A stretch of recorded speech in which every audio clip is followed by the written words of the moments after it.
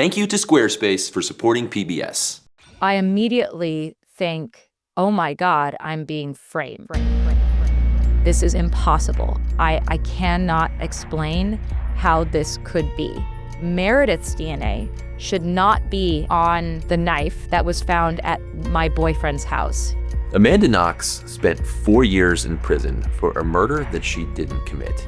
The media circus was honestly pretty insane, all because some tiny invisible molecules seemed to say that she did it. Her pleas fell on deaf ears. Amanda Knox is now a convicted killer.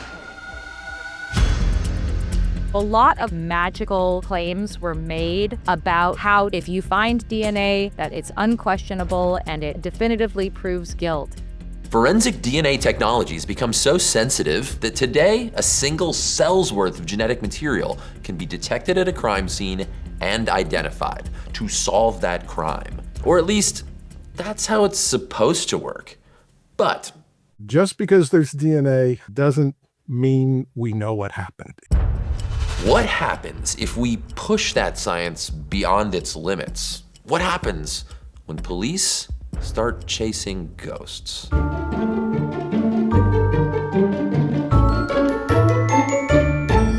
Hey smart people, Joe here. Forensic DNA technology has totally revolutionized criminal investigation. We have the ability to collect, process, and identify invisible, beyond microscopic molecules that are left behind at crime scenes, which is honestly mind-blowing. We're all probably somewhat aware of what DNA forensics is, and for many people, I'm betting that's thanks to TV. Shows like CSI created this perception. Researchers literally call it the CSI effect, where the public, and more importantly, people on juries, came to see DNA evidence as basically magic. Swab a crime scene, run it through a computer, and boom, you got your killer. Juries kind of tend to treat DNA as infallible proof rather than one piece of a much messier puzzle. That DNA doesn't lie. I think it's important and pretty interesting to learn how DNA forensics actually works. And as we're about to see, it isn't always as infallible as we've been told. I guess this is a true crime show today. On a sunny spring day in 2007, two German police officers were taking a break in their car. They had the doors open, it was a really nice day, but moments later, they were both shot in the head from behind. One officer, 22-year-old Michelle Kiesewetter, didn't survive. Investigators diligently swabbed the scene to collect any traces of the killer's DNA. And they got a hit. To their shock, it matched DNA from multiple other crime scenes. This suspect's DNA was connected to drug deals, burglaries, and assaults in multiple countries across Europe, in addition to a half-dozen other murders. A serial killer and super criminal was haunting Europe. The strangest part? All the DNA evidence pointed to the fact that the killer was a she, despite the fact that only 1 in 6 serial killers are thought to be women. She was tied to several different accomplices, none of whom would give her up to police. Authorities figured they were all just too scared of her to snitch. Police eventually linked her DNA to 40 different crime scenes across Europe, going back to 1993. She was dubbed the Phantom of Heilbronn because no one ever saw her commit these crimes, but her DNA was everywhere. Well, fast forward to April 2008. As evidence is piling up, investigators announce we're closing in on her. Except there was no her to close in on because the killer that they were chasing wasn't real. Everything started to fall apart when the Phantom's DNA showed up in a French case involving a burned body. Now, the police had a hunch that the body belonged to a man who'd gone missing. Now, this person had entered the country seeking asylum, so investigators had his fingerprints on that asylum application. But when they swabbed those fingerprints from his asylum application to serve as a reference to ID the burned body, the Phantom's DNA turned up in that sample. Female DNA. This didn't make any sense. The swab of DNA wasn't even from a crime scene, and it should have only contained male DNA. A horrifying realization began to hit the investigators. They had indeed been hunting a phantom, But that phantom was DNA contamination. So the DNA's strength, like all of our strengths, is also its weakness. That's Dr. Greg Hampikian, a forensic DNA expert.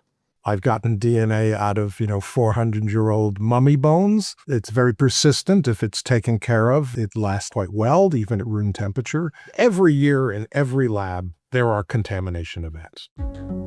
In the Phantom's cases, the contamination turned out to be from the cotton swabs used to collect samples at the crime scenes. Those swabs had come from a factory in Bavaria, where they'd been contaminated with DNA from a woman who worked there at the factory. Her DNA matched the Phantom profile at all of those crime scenes. A few stray molecules had led police on a wild goose chase across Europe for years. It's very easy to move DNA, and we should never confuse identification information, which is who is the ultimate source of this, with questions about activity. How did the DNA get here? Of course, I had to ask Amanda what she thought of this case. She's like, what? I just make cotton. I mean, what incredible story to talk about how narratives form and completely take over the public imagination, and they have a completely different explanation. Wow. Instead of just focusing on the identity, which is the only thing that DNA can actually tell you, the police made up a story about activity, about what had happened, what happened to get the DNA there. This was the fatal flaw of the Phantom of Heilbronn investigation. They invented a serial killer, and that supposedly magical DNA evidence wasn't so magical here. To understand how a cotton swab fooled the entire German police force, we need to understand what forensic DNA analysis actually is, and why it's both incredibly powerful and incredibly fragile. So, how's it supposed to work? Let's solve a murder, shall we? Imagine this kitchen knife was collected at a crime scene, and it's believed to be the murder weapon. To catch the killer, we've swabbed the knife, hoping that the murderer left behind some traces of bodily materials, like skin cells, hair, blood, or semen, because all of those contain DNA. Now, importantly, we also have a swab from the victim to make sure that any DNA that we find isn't just the dead person's DNA. A DNA from a single skin cell contains a person's entire genome. That's billions of DNA letters of their full genetic blueprint. But investigators today don't usually read all of that DNA to get an ID. Sequencing whole genomes is getting mind-blowingly cheap, and may be how forensic DNA testing is done in the future. But today, we're gonna use a different cool trick to read a genetic fingerprint that is currently the gold standard in forensics. Our genome has thousands of genes that carry instructions for making stuff that keeps us alive. But the vast majority of our DNA does not make stuff. And in those giant in-between regions, there are these short little stretches where DNA sequences repeat back to back. They're called short tandem repeats, or STRs. We have lots of different STRs throughout our genome, and each STR can vary in how many repeats it contains. Sequencing just 20 of them can create a DNA profile that can identify one unique individual. To show you what I mean, let's take a look at the DNA profile of our victim. Now, at the first STR spot, the little DNA repeating sequence is AGAT. The victim has one allele or version of the STR with 5 repeats, and another allele with 9 repeats. That's because STRs are something that we inherit from mom and dad, just like all of our other DNA sequences. So it's possible to have 2 different alleles for any STR sequence. They say allele in Italian, sorry, alleles in English. The second STR spot consists of repeating TCATs. Our victim only has an allele for 12 repeats at this STR because they inherited the same one, 12 repeats from both parents, mom and dad. The third STR spot consists of repeating ATTs, and our victim has alleles for 8 and 10 repeats. We do this on and on up to the 20 STRs that make up a full genetic profile. These 20 STRs are standard across forensic investigations, and they form the basis of something called CODIS, the massive DNA database maintained by the FBI. All of the cells in the victim's body have their unique combination of STR repeats, except their eggs or sperm, which only have half of them. But the most important thing, the thing that makes forensic DNA identification possible, is that the victim has a different combination of STR repeats than the murderer does. And not just that, they have a different DNA profile than any other person does. Check this out. So, two people may share the same number of repeats at one STR, maybe even two, but across all 20 STR sites, there is less than a 1 in a trillion chance that they have all of the same repeats at all of the same spots, unless they're identical twins. Those are pretty good odds that any DNA fingerprint is totally unique. So let's go back to our murder weapon. The swabs will have picked up DNA from our victim, and now that we have the STR profile from our victim, we can easily separate it from any other STRs that we may find in the mix. Any other DNA profiles we find, it might be the murderer. We can then run those STR profiles against those of any suspects to see if there's a match, or run it through CODIS to search for matches from this giant database of criminals and other crime scenes. And we found another DNA profile that matches someone near the case. So does that mean it's our murderer? Well, not so fast. First, I need to tell you about Lucas Anderson. 5,600 miles away from Heilbronn in Santa Clara County, California, Lucas Anderson was having a very bad day. In December 2012, his DNA was found in a sample taken from under the fingernails of a wealthy California investor who'd been tied up and killed during a home break-in. Lucas's name popped up as the match to that DNA because he was in the database due to his past criminal record. He also had memory problems from an old head injury, and he routinely blacked out due to alcoholism. So he honestly couldn't say for sure that he was innocent. To the prosecutors, this looked like an open and shut case. The DNA analysis worked as it should. It provided an unambiguous match to a known criminal, and there was plenty of circumstantial evidence to write a story of what happened that night. Lucas was sent to jail on a murder charge, which could carry the death penalty. But as his lawyers combed through evidence trying to save him from death row, they found something pretty important. The night of the murder, Lucas had been in the hospital for alcohol intoxication after collapsing at a store. So how could his DNA be at the scene of the crime when he was in a hospital bed miles away?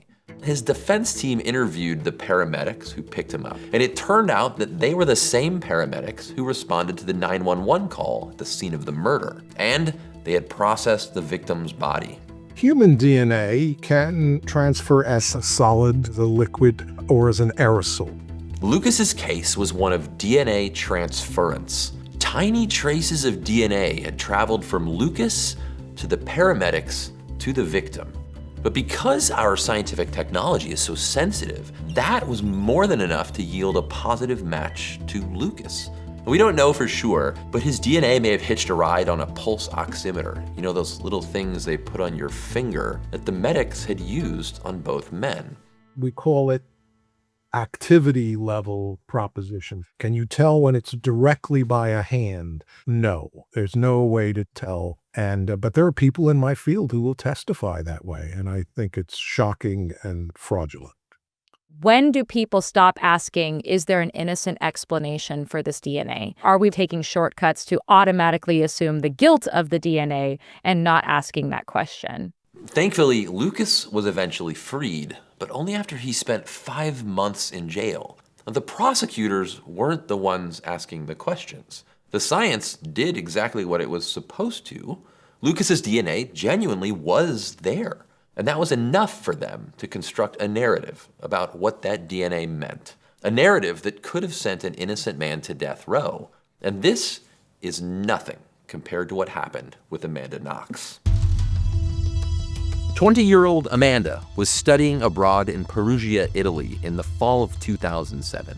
She was living with her roommate, Meredith Kircher. She just started dating a local student named Rafael Solicito. On November 2nd, the unthinkable happened. Meredith's body was found in her bedroom of their shared apartment. She'd been sexually assaulted and brutally murdered with a knife. Now, the DNA and fingerprints of a man named Rudy Guede were found all over the crime scene.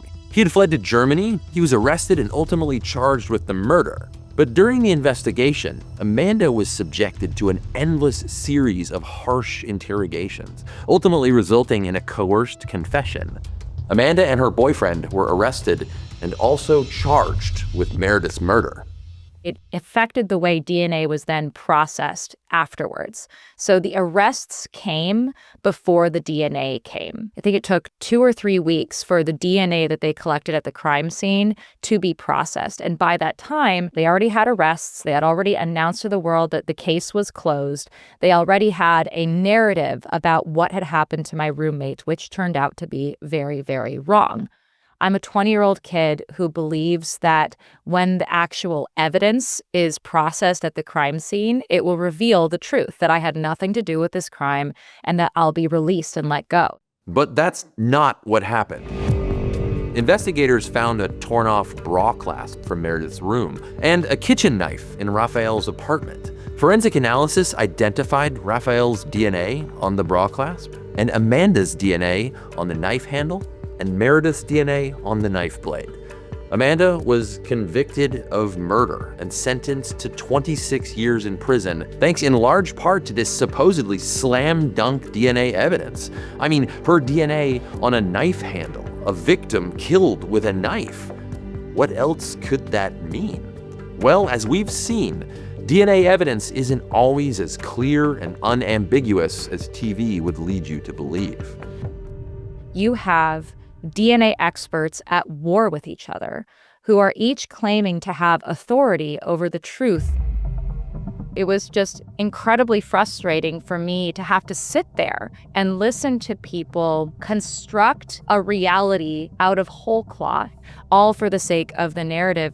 4 years passed before the court agreed to hear Amanda and Raphael's appeal and re-examine the evidence with a panel of independent forensic experts. Our crime scene was processed by forensic experts twice, once in the immediacy of the crime being discovered, but then after those samples had been processed and none of it implicated me or my boyfriend or anybody in the crime, they went back in 46 days later to try to find new forensic evidence to implicate us in the crime. And they have completely upended our house and contaminated it completely.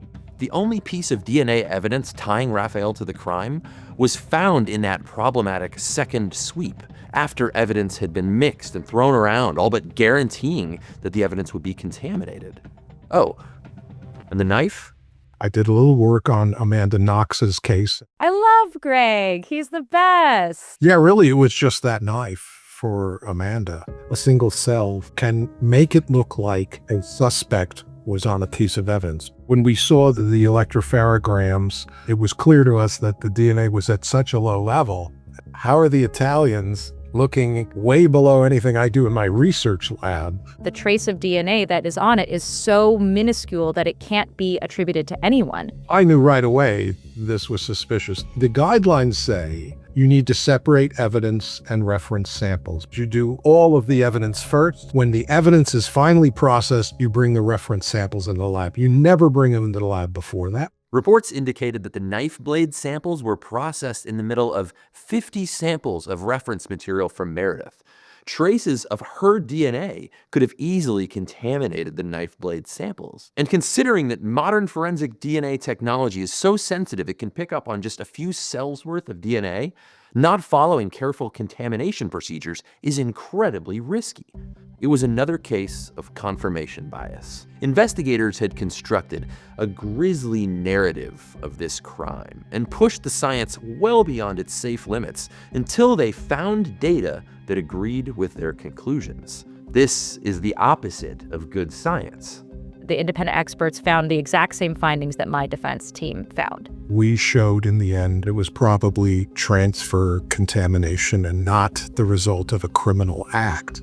That took 4 years of Amanda being in prison to convince the Supreme Court in Italy.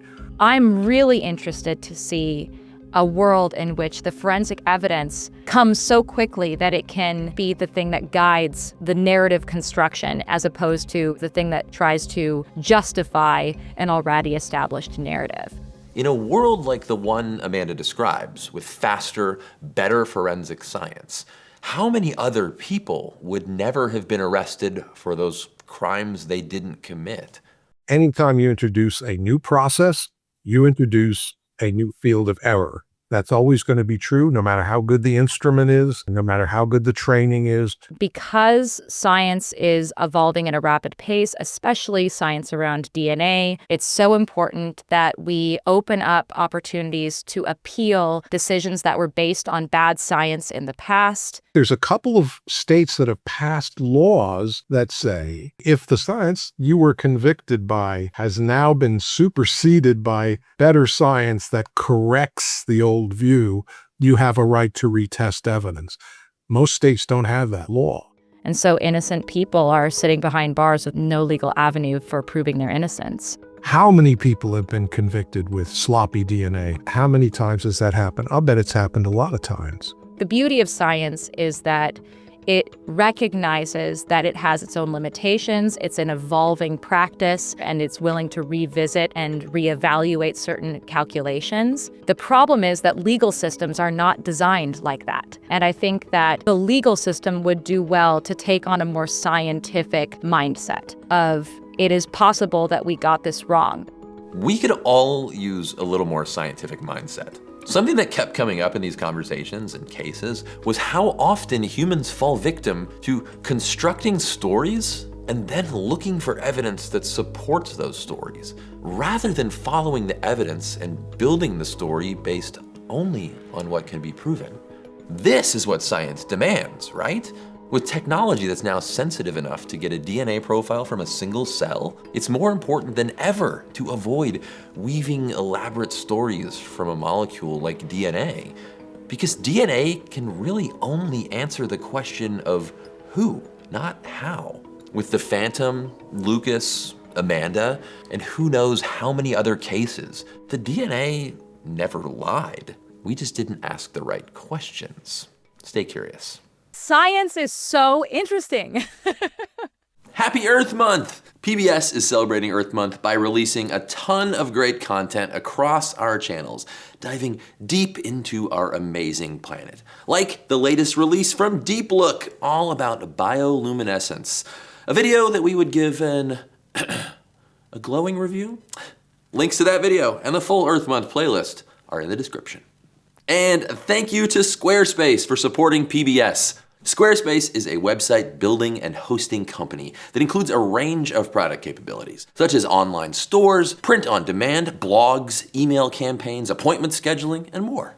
With Squarespace, you can also connect with your audience and generate revenue through gated members-only content. Users can manage members, send email communications, and leverage audience insights all in one platform. One of the most popular features is their collection of website templates that will help you run a business, whether it's selling merchandise, booking appointments, or collecting reservations for a restaurant. Squarespace has a suite of tools that will help you run an e-commerce site that looks great on desktop or mobile. Go to squarespace.com/besmart or click the link in the description for a free trial, and when you're ready to launch, use code BESMART to save 10% off your first purchase of a website or domain. And thank you to everyone who supports this show on Patreon. We quite literally could not make episodes like this one without your support. So thank you. If you'd like to join our community and get to see videos like this one live before everybody else, and a lot of other cool behind the scenes perks, head on over to the link down in the description, and we'll see you in the next video. The researchers literally, we can then run those STR profiles. Let's go. I meant to do that.